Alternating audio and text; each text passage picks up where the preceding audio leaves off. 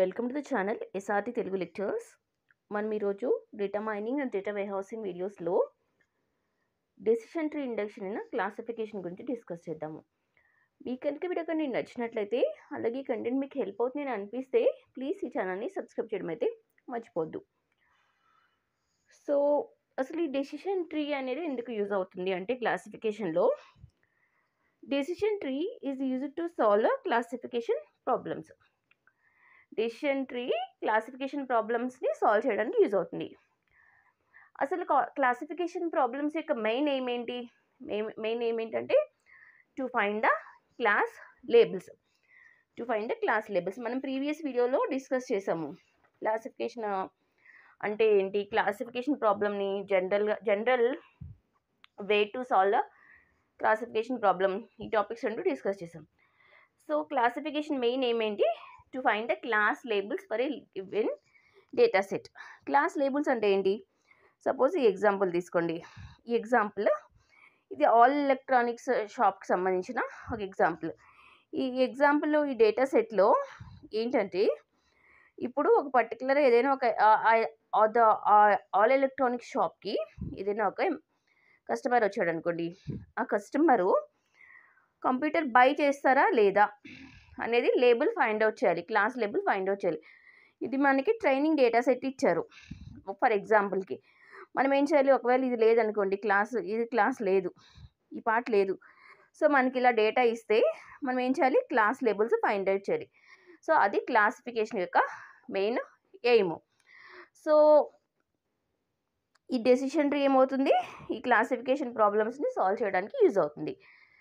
So మనం previous వీడియోలో general way to solve classification problem గురించి డిస్కస్ చేసాము. అక్కడ ఏం చెప్పాము, క్లాసిఫికేషన్ ప్రాబ్లమ్ అనేది ఎలా సాల్వ్ అవుతుందని చెప్పామంటే, మన దగ్గరున్న ట్రైనింగ్ డేటా సెట్ని క్లాసిఫికేషన్ అల్గారిథంకి ఇస్తే, ఆ క్లాసిఫికేషన్ అల్గారిథం ఏం జనరేట్ చేస్తుంది, క్లాసిఫికేషన్ మోడల్ జనరేట్ చేస్తుంది. ఈ క్లాసిఫికేషన్ మోడల్ ఎలా ఉంటుంది, ఈ classification model is in the form of the classification rules. ఆ క్లాసిఫికేషన్ రూల్స్ యూజ్ చేసుకుని క్లాస్ లేబుల్స్ ఫైండ్ అవుట్ చేస్తామని చెప్పాం. సో ఏ క్లాసిఫికేషన్ ప్రాబ్లమ్ అయినా సాల్వ్ చేసే స్టెప్స్ ఇది. సో ఏం చెప్పాము, ట్రైనింగ్ డేటా సెట్ని క్లాసిఫికేషన్ అల్గారిథంకి ఇస్తే, ఆ classification algorithm classification model generate చేస్తుంది. ఆ క్లాసిఫికేషన్ మోడల్ ఎలా జనరేట్ చేస్తుంది, in the form of the classification rules. So ఆ క్లాసిఫికేషన్ రూల్స్ యూజ్ చేసుకుని మనము అన్నోన్ డేటా సెట్కి క్లాస్ ఫైండ్ అవుట్ చేస్తాము అని చెప్పాము. సో ఇప్పుడు ఈ డెసిషన్ ట్రీ అనేది ఈ క్లాసిఫికేషన్ అల్గారిథం లాగా యూజ్ అవుతుంది అనమాట. ఎందుకు, to generate the classification rules. So ఆ క్లాసిఫికేషన్ రూల్స్ నుంచి మనం క్లాసెస్ అనేవి జనరేట్ చేయొచ్చు క్లాసిఫికేషన్ ప్రాబ్లమ్స్కి. సో అలాగా ఇన్ దిస్ వే ఈ డెసిషన్ ట్రీ అనేది క్లాసిఫికేషన్ ప్రాబ్లమ్స్ని సాల్వ్ చేయడానికి యూజ్ అవుతుంది. అర్థమైంది కదా. సో ఏదైతే క్లాసిఫికేషన్ అల్గారిథము క్లాసిఫికేషన్ రూల్స్ని జనరేట్ చేస్తుందో, ఆ పర్పస్ కోసం మనం డెసిషన్ ట్రీని యూజ్ చేస్తాము. So A decision tree is a flow chart like tree structure that includes root node, branches and leaf nodes. Decision tree అనేది ఎలా ఉంటుందంటే, ట్రీ స్ట్రక్చర్లో ఉంటుంది. ఇదిగోండి ఇలా ఉంటుంది, ఫ్లో చార్ట్ లాగా కనిపించే ట్రీ స్ట్రక్చర్లో ఉంటుంది. ఆ ట్రీ అన్నాక ఏముంటాయి, root node, internal nodes, leaf nodes, branches. So decision tree is a flow chart like a tree structure that includes root nodes, internal nodes and leaf nodes and branches. Okay, topmost node of the tree is called root node. అన్నిటికంటే పైన ఉన్న రోడ్ని root node అంటాం. మనకి చాలా data స్ట్రక్చర్స్లో చాలా చోట్ల tree చదివి ఉంటాం, స్పెసిఫిక్గా మనం చెప్పక్కర్లేదు, కానీ ఒకసారి చెప్తున్నాను. సో అన్నిటికంటే పైన ఉన్న టాప్ మోస్ట్ నోడ్ని రూట్ నోడ్ అంటాం. దాన్ని స్క్వేర్తో రిప్రజెంట్ చేస్తాము. అలాగే ఈచ్ ఇంటర్నల్ నోడ్ డినోట్స్ ఏ టెస్ట్ అనే అట్రిబ్యూట్. ఇది రూట్ నోడ్ కదా, రూట్ నోడ్ ఇది. ఈ లాస్ట్లో ఉన్నాయి లీఫ్ నోడ్స్. ఈ రూట్ నోడ్ కాకుండా, ఈ లీఫ్ నోడ్స్ కాకుండా రిమైనింగ్ మధ్యలో ఉండేవి ఇంటర్నల్ నోడ్స్. ఈ ఇంటర్నల్ నోడ్స్ ఏం చేస్తాయంటే, అట్రిబ్యూట్స్ మీద, మనకి ఇచ్చిన ట్రైనింగ్ డేటా సెట్లో ఉండే అట్రిబ్యూట్స్ మీద టెస్ట్ని రిప్రజెంట్ చేస్తాయి. Each internal node represents the test అనే అట్రిబ్యూట్. సో ఇంటర్నల్ నోడ్స్ కూడా మనం స్క్వేర్తోనే రిప్రజెంట్ చేస్తాము. Each branch represents the outcome of the test. ఇప్పుడు ఏం చెప్పాము, ఇంటర్నల్ నోడు ఒక్కొక్క ఏదైనా ఒక అట్రిబ్యూట్ మీద టెస్ట్ని రిప్రజెంట్ చేస్తుందని చెప్పాము. సో దాని నుంచి వచ్చి ఆ నోడ్ నుంచి వచ్చే బ్రాంచ్ ఏం రిప్రజెంట్ చేస్తుందంటే ఆ టెస్ట్ యొక్క రిజల్ట్. మనం ఏం టెస్ట్ చేసామో ఆ టెస్ట్ యొక్క result in the form of the branches represent చేస్తామన్నమాట. లీఫ్ నోడ్స్ కాల్డ్, లాస్ట్లో ఉండే లీఫ్ నోడ్స్ ఆ ప్రాబ్లమ్కి సంబంధించిన క్లాసెస్ని రిప్రజెంట్ చేస్తాయి, వాటిని ఓవెల్స్తో రిప్రజెంట్ చేస్తారు. So this is the general structure for the decision tree to solve the classification problem. This is also example for the all electronics shop to test whether a customer buys or to decide whether a customer buys computer or not. So దానికోసం decision ట్రీని generate చేశారు. So first attribute root attribute ఏజ్గా తీసుకున్నారు. This is root node, తో స్క్వేర్తో represent చేశారు. And then root నుంచి branches వచ్చినాయి, ఏజ్ యూతా, మిడిల్ ఏజ్డా అండ్ సీనియరా అని.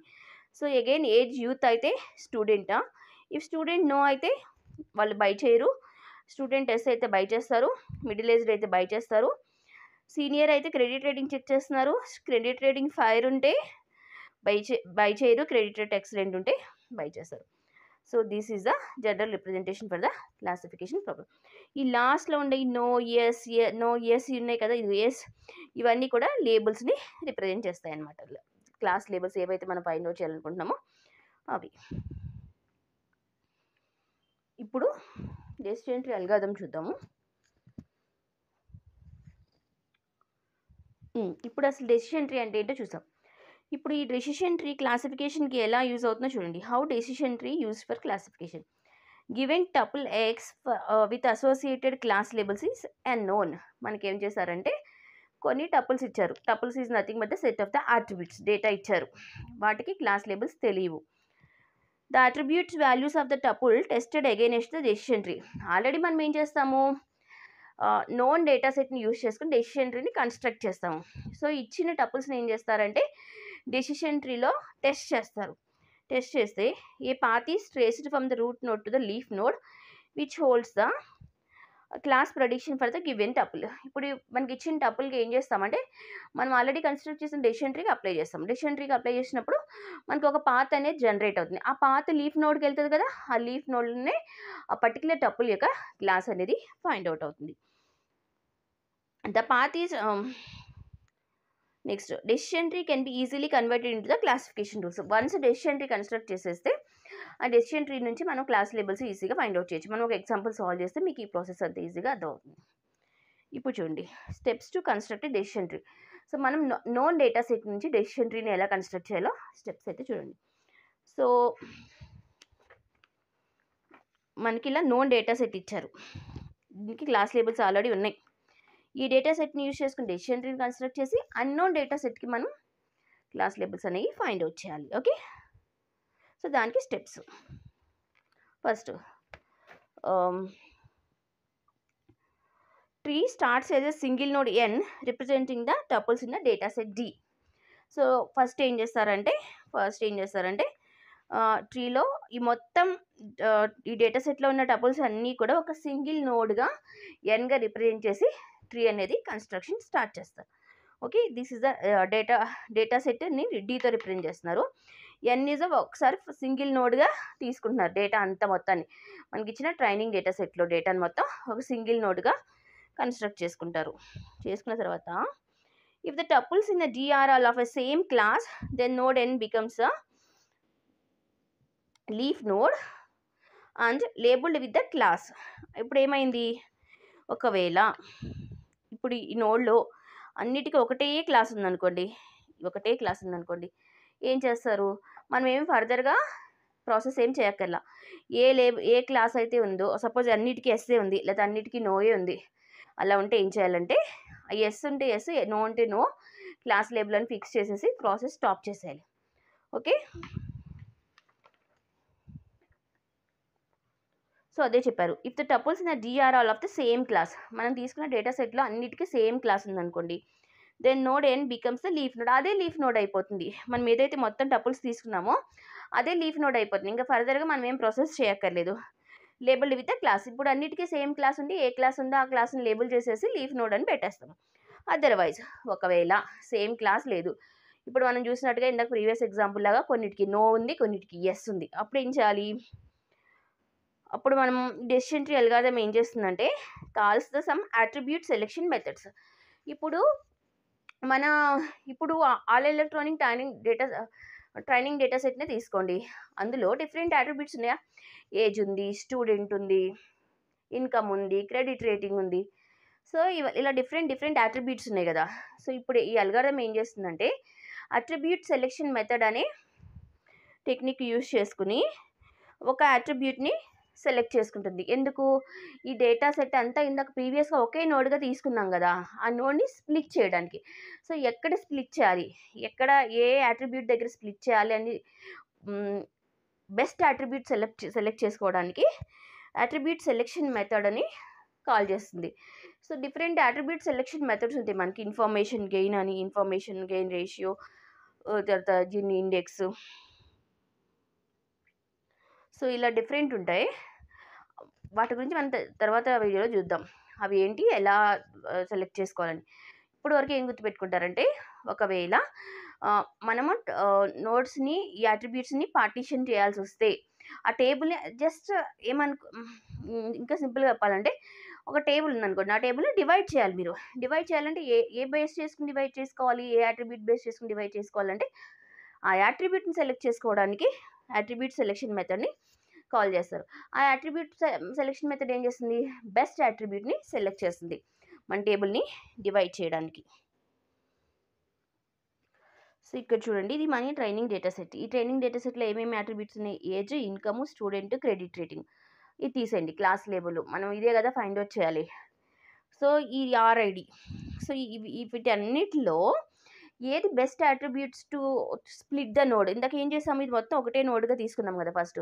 సో ఇప్పుడు స్ప్లిట్ చేయడానికి ఏది బెస్ట్ అట్రిబ్యూట్ అని అట్రిబ్యూట్ సెలెక్షన్ మెథడ్ యూజ్ చేసుకుంటే మనకి age is the best attribute to split this node అని వచ్చింది. సో ఏజ్ దగ్గర మనం ఈ నోడ్ని స్ప్లిట్ చేయాలి. స్ప్లిట్ చేస్తే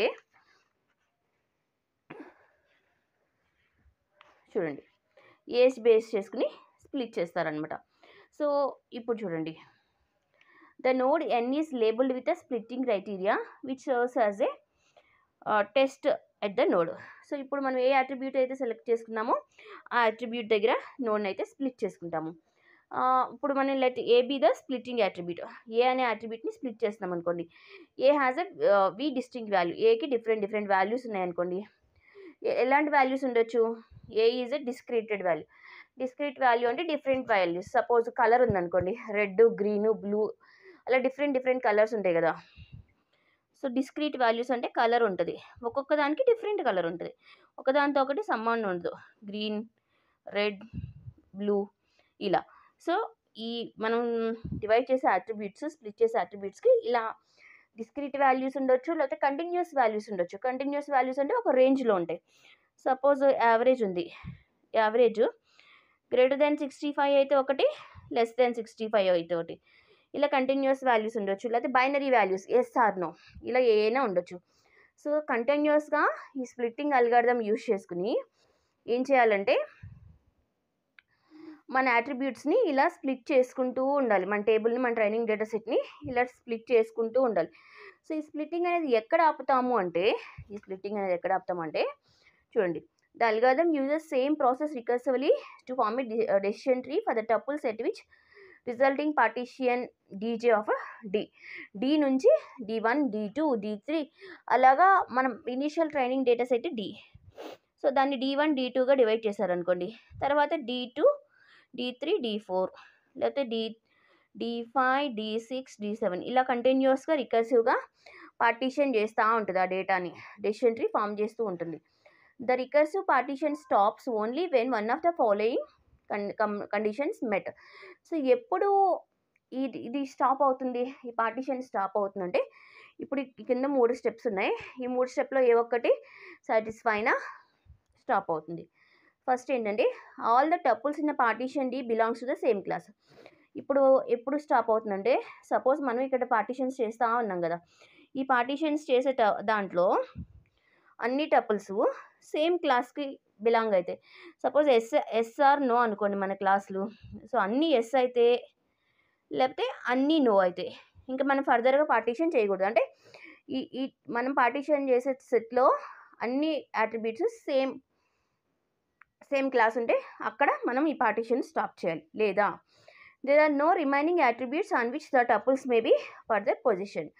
ఇప్పుడు ఈ పార్టీషన్ ఎలా చేస్తున్నాము, అట్రిబ్యూట్స్ దగ్గర చేస్తున్నాం కదా. మన ట్రైనింగ్ సెట్లో అట్రిబ్యూట్స్ తీసుకుని చేస్తున్నాం, ఏజ్, స్టూడెంట్, క్రెడిట్ రేటింగ్ అని. ఒకవేళ ఇంకా మనకి ఫర్దర్గా సెలెక్ట్ చేసుకోవడానికి అట్రిబ్యూట్స్ లేవనుకోండి మన ట్రైనింగ్ డేటా సెట్లో ఇలాంటి అట్రిబ్యూట్స్, అక్కడ కూడా స్టాప్ చేయొచ్చు. ఫస్ట్ ఏం చెప్పాము, అన్నిటికీ ఒకటే క్లాస్ ఉంటాయి. సపోజ్ ఇక్కడ మిడిల్ ఏజ్డ్ అందరికీ ఒకటే క్లాస్ ఉంది, అక్కడ స్టాప్ చేయొచ్చు. లేదా మన ట్రైనింగ్ డేటా సెట్లో అట్రిబ్యూట్స్ అన్నీ అయిపోతే అక్కడ స్టాప్ చేయొచ్చు. లేదా థర్డ్ స్టెప్ ఏంటంటే there are no tuples for a given branch. ఇప్పుడు ఇక్కడ నో ఎస్ వచ్చింది, ఇంకా దీన్ని ఫర్దర్గా డివైడ్ చేయడానికి ఇంకా లేదు, డేటా లేదు, అప్పుడు కూడా స్టాప్ చేయొచ్చు. ఈ మూడు దగ్గర మనం డెసిషన్ ట్రీ కన్స్ట్రక్షన్ స్టాప్ చేయొచ్చు. ఇప్పుడు చూడండి, ఇప్పుడు ఆల్ ఎలక్ట్రానిక్స్కి డెసిషన్ ట్రీ ఎలా కన్స్ట్రక్ట్ చేస్తామో చూడండి. సో ఇది మన ట్రైనింగ్ డేటా సెట్, ఇది మన ట్రైనింగ్ డేటా సెట్. ఈ ట్రైనింగ్ డేటా సెట్ని యూస్ చేసుకుని డెసిషన్ ట్రీ కన్స్ట్రక్ట్ చేసి దాని నుంచి క్లాసిఫికేషన్ రూల్స్ రాసుకుని అన్నోన్ డేటా సెట్కి మనం క్లాస్ లేబుల్స్ ఫైండ్ అవుట్ చేయాలి. దట్ ఈస్ అవర్ ఎయిమ్ కదా. సో ఇప్పుడు చూడండి, సో ఇప్పుడు ఏం చేశారు, ఫస్ట్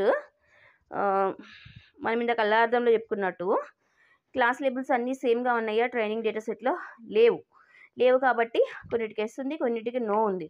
సో అందుకని మనం ఏం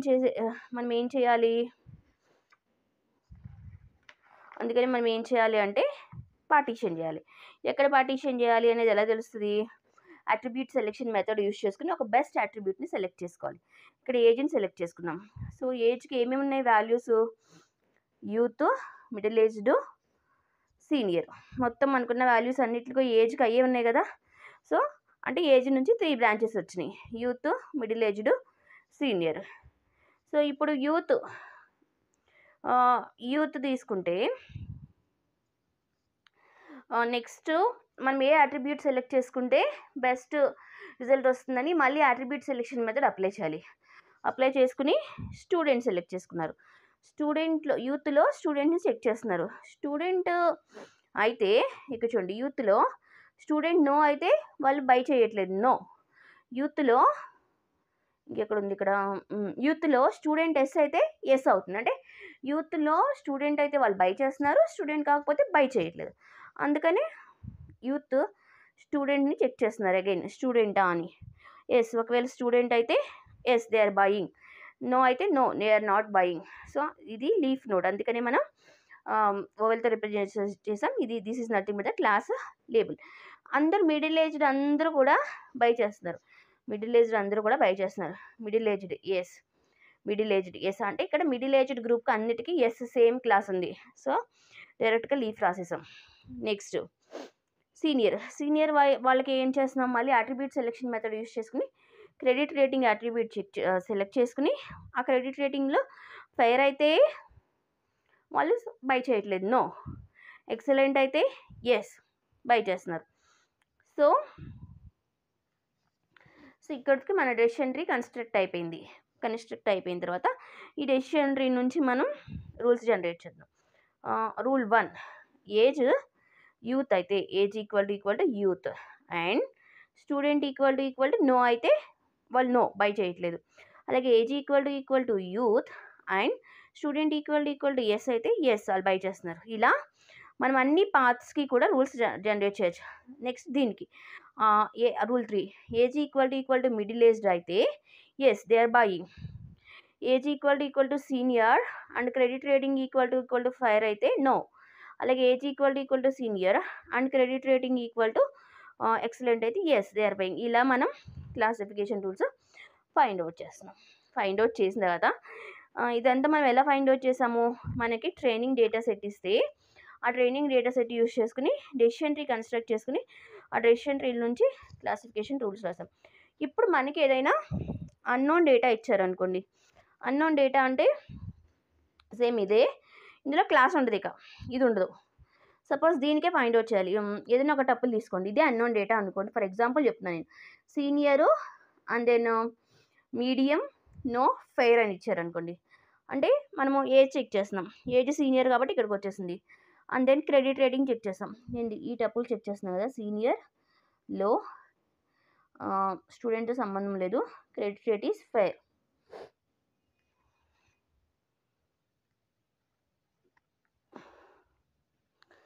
సో ఇక్కడ చిన్న చేంజ్ చేసుకోండి, ఫెయిర్కి ఎస్, ఎక్సలెంట్కి నో చేసుకోండి.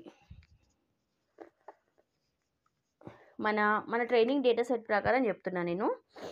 ఓకే, ఇక్కడ చూడండి, సీనియర్ అయితే క్రెడిట్ రేటింగ్ ఫెయిర్ అయితే ఎస్ ఉంది, క్రెడిట్ రేటింగ్ ఎక్సలెంట్ అయితే నో ఉంది. సో అలాగే మార్చుకోండి. ఓకే, ఫెయిర్ అయితే ఎస్, ఎక్సలెంట్ అయితే నో. ఇదేం లేవు, జస్ట్ రూల్స్ చేంజ్ చేయడమే కదా. సో ఇప్పుడు మనది ట్రైనింగ్ డేటా సెట్, మనకి అన్నోన్ డేటా సెట్ ఇది ఇచ్చారనుకోండి, సీనియరు, అండ్ దెన్ ఇన్కమ్ మనం చెక్ చేయట్లేదు, అండ్ దెన్ నేను credit rating is fair. So senior అంటే ఏజ్ చెక్ చేస్తున్నాం, senior, credit rating fair, fair అయితే వాళ్ళు ఎస్ బై చేస్తారు. సో ఇక్కడ అదే వచ్చిందా, ఎస్, ఇక్కడ మన రిజల్ట్ కూడా అదే వచ్చింది. సో అలాగ మనం ట్రైనింగ్ డేటా సెట్ యూస్ చేసుకుని డెసిషన్ ట్రీ కన్స్ట్రక్ట్ చేసి, డెసిషన్ ట్రీ నుంచి రూల్స్ కన్స్ట్రక్ట్ చేసుకుని, ఆ రూల్స్ నుంచి మనం అన్నోన్ టపుల్స్కి డేటా ఫైండ్ అవుట్ చేయాలి.